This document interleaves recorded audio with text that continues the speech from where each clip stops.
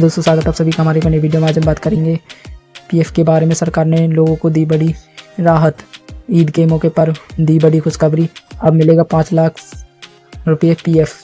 नई भविष्यवाणी के संगठन ईपीएफओ में 7.5 करोड़ सदस्यों के लिए ईएएससी ऑफ लिविंग को बढ़ाकर ऑटो स्टेटमेंट आवास क्लेम एएससी के सीमा को 1 लाख से बढ़ाकर 5 लाख करने का फैसला ले लिया है।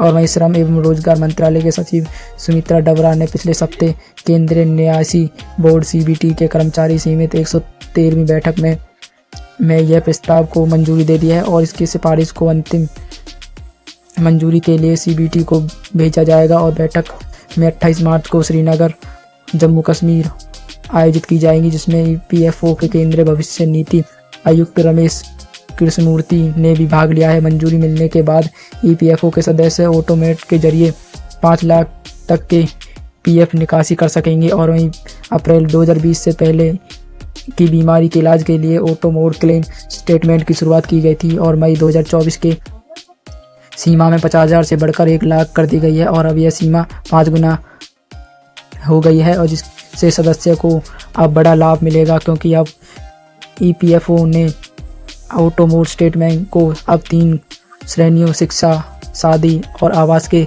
लिए भी लागू किया है। और पहले सदस्य केवल बीमारी अस्पताल में भर्ती होने के लिए पीएफ निकासी करते थे और नए सिस्टम के तहत अब क्लेम मात्र 3 दिनों में प्रोसेस किए जाएंगे और जिसमें 95% क्लेम ऑटोमेट के रूप में निपटाए जाएंगे। और वित्तीय वर्ष 2024 से 25 के ईपीएफओ ने अब तक 2.16 ऑटो क्लेम सेंचले किए हैं, जो कि 2023 से 24 के 89.52 लाख की तुलना में ऐतिहासिक रूप से अधिक है। और इसके साथ ही क्लेम रिजेक्शन दर को 50% से घटाकर 23% कर दिया है। और ईपीएफओ ने आईटी सिस्टम के जरिए ऑटो क्लेम सॉल्यूशन लागू किया है और जिसकी प्रक्रिया बिना किसी मानव हस्तक्षेप की जाएगी। यह पूरी तरह डिजिटल और संचालित होगी और अब यूपीआई और एटीएम की निकासी भी सुविधा मिलेगी।